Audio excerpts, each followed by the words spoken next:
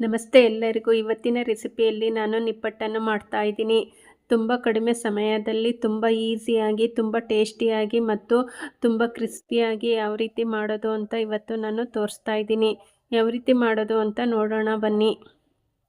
ಅದಕ್ಕೆ ಬೇಕಾಗಿರುವ ಇಂಗ್ರೀಡಿಯೆಂಟ್ಸು, ನಾನು 1 ಕಪ್ಪು ಶೇಂಗಾನ ಹುರ್ಕೊತಾ ಇದ್ದೀನಿ.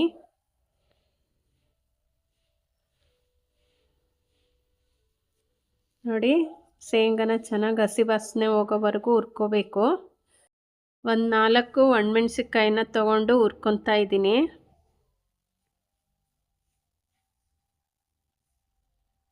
ಇದಕ್ಕೆ ನಾನೀಗ ಕರಿಬೇವಿನ ಸೊಪ್ಪನ್ನು ನಾನು ಸೇರಿಸ್ಕೊತಾ ಇದ್ದೀನಿ. ಈಗ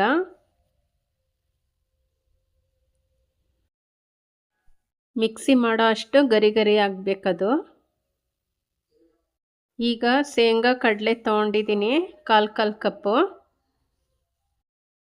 ಒಂದು ಮಿಕ್ಸಿ ಜಾರಿಗೆ ಸೇರಿಸ್ಕೊಂಡು ತರಿಯಾಗಿ ಮಿಕ್ಸಿ ಮಾಡ್ಕೋಬೇಕು. ನೋಡಿ, ಈ ಥರ. ಈಗ ಒಂದು ದೊಡ್ಡ ತಟ್ಟೆಗೆ ನಾನು ತಕ್ಕೊತಾ ಇದ್ದೀನಿ. ಈಗ ಅದೇ ಜಾರಿಗೆ ಒಣಮೆಣ್ಸಿನ್ಕಾಯಿ, ಕರಿಬೇವಿನ ಸೊಪ್ಪನ್ನು ಹಾಕ್ಕೊಂಡು ಅದನ್ನು ನಾನು ತರಿಯಾಗಿ ನಾನು ಮಿಕ್ಸಿ ಮಾಡ್ಕೊತಾ ಇದ್ದೀನಿ. ನೋಡಿ, ಈ ಥರ. ಈಗ 2 ಸ್ಪೂನ್ ಮೈದಾ ಹಾಕ್ಕೊಂಡೆ, 2 ಸ್ಪೂನ್ ಚಿರೋಟಿ ರವೆ ಹಾಕ್ಕೊತಾ ಇದ್ದೀನಿ. ಈಗ 1 ಕಪ್ಪು ಅಕ್ಕಿ ಹಿಟ್ಟು ಹಾಕ್ಕೊತೀನಿ. ನೋಡಿ, 1 ಸ್ಪೂನ್ ಬಿಳಿ ಎಳ್ಳು, 1 ಸ್ಪೂನ್ ಜೀರಿಗೆ, ರುಚಿಗೆ ತಕ್ಕಷ್ಟು ಉಪ್ಪು ಹಾಕ್ಕೊಂಡಿನಿ. ಎಣ್ಣೆ ಬಿಸಿ ಇಟ್ಕೊಂಡಿನಿ. ಈಗ ಬಿಸಿ ಎಣ್ಣೆನ ನಾನು ಸೇರಿಸ್ಕೊತೀನಿ. ನೋಡಿ, ಚೆನ್ನಾಗಿ ಕಾದಿದೆ ಅದು. 1 ಸ್ಪೂನಿಂದ ಮಿಕ್ಸ್ ಮಾಡ್ಕೊತಾ ಇದ್ದೀನಿ. ನೋಡಿ, ಈಗ ಚೆನ್ನಾಗಿ ಕೈಯಲ್ಲೇ ನಾನು ನಾದ್ಕೊತೀನಿ. ಎಣ್ಣೆ ಎಲ್ಲ ಹಿಟ್ಟಿಗೂ ಚೆನ್ನಾಗಿ ಹತ್ಕೋಬೇಕು. ಅಲ್ಲೇವರೆಗೂ ನಾನು ಹೀಗೆ ಚೆನ್ನಾಗಿ ಪ್ರೆಸ್ ಮಾಡ್ಕೊಂಡು ಕೈಯಲ್ಲೇ ಇದು ಮಾಡ್ಕೊತಾ ಇದ್ದೀನಿ. ಇವಾಗ ಕರಿಬೇವಿನ ಸೊಪ್ಪನ್ನು ಸೇರಿಸ್ಕೊತಾ ಇದ್ದೀನಿ. ಒಣ ಕೊಬ್ಬರಿನ ಒಂದು 2 ಸ್ಪೂನ್ ಹಾಕ್ಕೊಂಡಿದ್ದೀನಿ. ಈಗ ಚೆನ್ನಾಗಿ ಮತ್ತೆ ಕಲಿಸ್ಕೊಂಡು, ನೋಡಿ, ಹಿಂಗೆ ಕಟ್ಟಿದ್ರೆ ಈ ಥರ ಉಂಡೆ ಹಂಗೆ ಬರಬೇಕು. ಆವಾಗಲೇ ನಿಪ್ಪಟ್ಟು ಕ್ರಿಸ್ಪಿಯಾಗಿ ಬರೋದು.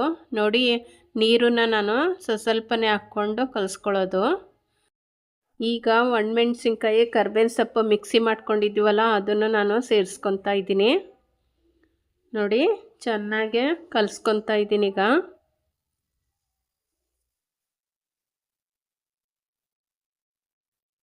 ಸ್ವಲ್ಪ ನೀರು ಹಾಕ್ಕೋಬೇಕು. ಚಿರೋಟಿ ರವೆ ಇರುತ್ತಲ್ಲ, ಹಂಗಾಗಿ ಒಂದು ಸ್ವಲ್ಪ ಹಾಕ್ಕೊಳ್ಬೇಕು ನೀರು ಅಂತ. ಜಾಸ್ತಿ ಹಾಕ್ಕೊಳಕ್ಕೆ ಹೋಗ್ಬಾರ್ದು. ಒಂದು ಮೀಡಿಯಮಾಗಿ ಹಾಕ್ಕೋಬೇಕು.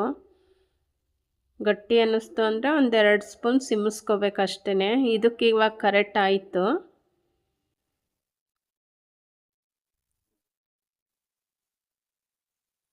ನೋಡಿ, ಚೆನ್ನಾಗಿ ಮಿತ್ಕೊಂಡಿದ್ದೀನಿ. ಈಗ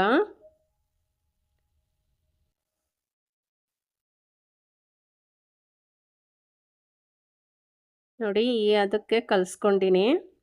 ಒಂದು ಬಾಣಲಿಗೆ ಎಣ್ಣೆ ಹಾಕ್ಕೊತಾ ಇದ್ದೀನಿ. ನೋಡಿ, ಅದು ಕಾಯ್ತಾ ಇರಲಿ. ಅಷ್ಟರಲ್ಲಿ ನಾನು ಇನ್ನೊಂದು ಸಲ ನಾದ್ಕೊಂಡು ನಾನು ನಿಪ್ಪಟ್ಟನ್ನು ತಟ್ಕೊತೀನಿ. ಈಗ ಎಣ್ಣೆ ಕವರಲ್ಲಿ ತಟ್ಟಿ ತೋರಿಸ್ತೀನಿ ನಾನು. ನೋಡು, ನಿಮಗೆ ಎಷ್ಟು ಅಗಲ ಬೇಕೋ ಅಷ್ಟು ಉಂಡೆ ತಗೊಳ್ಳಿ. ನೋಡಿ, ನಾನು ಎಣ್ಣೆ ಕವರ್ ತೊಗೊಂಡಿದ್ದೀನಿ. ಸೈಡೆಲ್ಲ ಈ ಥರ ಎಡ್ಜನ್ನು ನಾವು ಫಸ್ಟು ಹಿಂಗೆ ಒತ್ಕೋಬೇಕು, ಇಲ್ಲಾಂದರೆ ಕ್ರಾಕ್ ಆಗುತ್ತದು.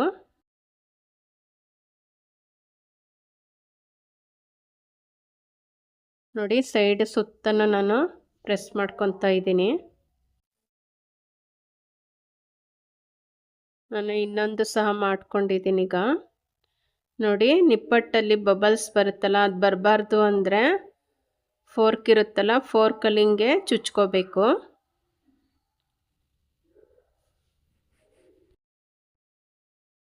ನೋಡಿ, ಈಗ ಎಣ್ಣೆ ಕಾದಿದೆ. ನಾನು ಒಂದೊಂದೇ ನಿಪ್ಪಟ್ಟು ಹಾಕ್ಕೊತಾ ಇದ್ದೀನಿ. 1-2 ಸೆಕೆಂಡು ಸ್ಪೂನ್ ಹಾಕ್ಕೋಬಾರ್ದು. ನೋಡಿ, ಈಗ ಟರ್ನ್ ಮಾಡ್ಕೊತಾ ಇದ್ದೀನಿ. ಚೆನ್ನಾಗೆ ಪ್ರೆಸ್ ಮಾಡಿ ಬೇಯಿಸ್ಕೋಬೇಕಾಗುತ್ತೆ. ನೋಡಿ ಇವು ಚೆನ್ನಾಗಿ ಬೆಂದಿದ್ದಾವೆ. ಈಗ ತೆಕ್ಕೊಂತೀನಿ ನಾನು.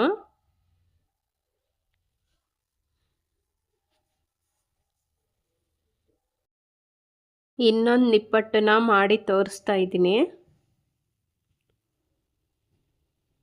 ನೋಡಿ ಫಸ್ಟು ಎಡ್ಜನ್ನ ನಾವು ಸುತ್ತನೂ ನಾವು ಈ ಥರ ಹಿಂಗೆ ಪ್ರೆಸ್ ಮಾಡ್ಕೋಬೇಕು, ಇಲ್ಲಾಂದರೆ ಕ್ರಾಕ್ ಆಗುತ್ತೆ.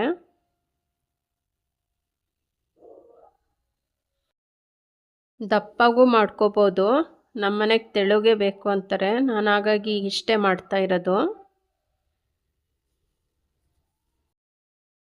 ಫೋರ್ಕಲ್ಲಿ ಚುಚ್ಕೊತಾ ಇದ್ದೀನಿ. ನೋಡಿ ಮತ್ತೆ ಎಣ್ಣೆಗೆ ಹಾಕ್ಕೊತಾ ಇದ್ದೀನಿ.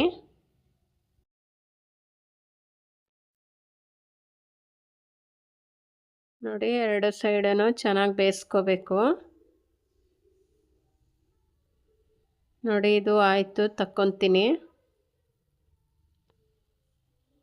ನೋಡಿ ಇನ್ನೊಂದು ಬಿಡ್ತಾ ಇದ್ದೀನಿ. ನೋಡಿ ನಿಪ್ಪಟ್ಟು ಎಷ್ಟು ನೀಟಾಗಿ ಬಂದಿದೆ, ಎಷ್ಟು ಕ್ರಿಸ್ಪಿಯಾಗಿ ಬಂದಿದೆ. ಅಷ್ಟೇ ರುಚಿ ಇರುತ್ತೆ. ಒಂದು ಸಲ ಟ್ರೈ ಮಾಡಿ ನೋಡಿ ನೀವು ಸಹ. ನನ್ನ ವಿಡಿಯೋ ನಿಮಗೇನಾದರೂ ಇಷ್ಟ ಆದರೆ ಲೈಕ್ ಮಾಡಿ, ಶೇರ್ ಮಾಡಿ, ಕಮೆಂಟ್ ಮಾಡಿ, ಸಬ್ಸ್ಕ್ರೈಬ್ ಆಗಿ. ಎಷ್ಟು ಕ್ರಿಸ್ಪಿಯಾಗಿದೆ ನೋಡಿ. Thank you.